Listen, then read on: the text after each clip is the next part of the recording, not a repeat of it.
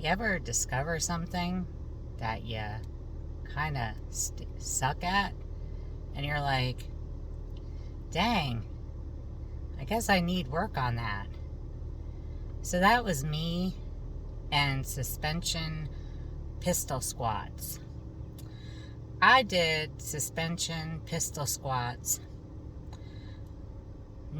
like I was 87 years old with 2 hip and knee replacements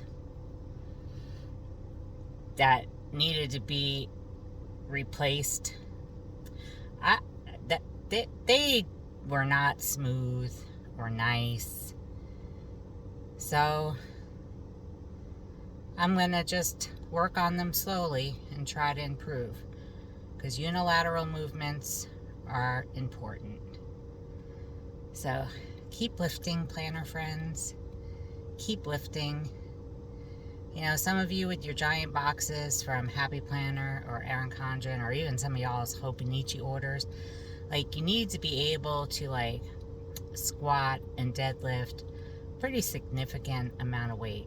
So get at it. Bye.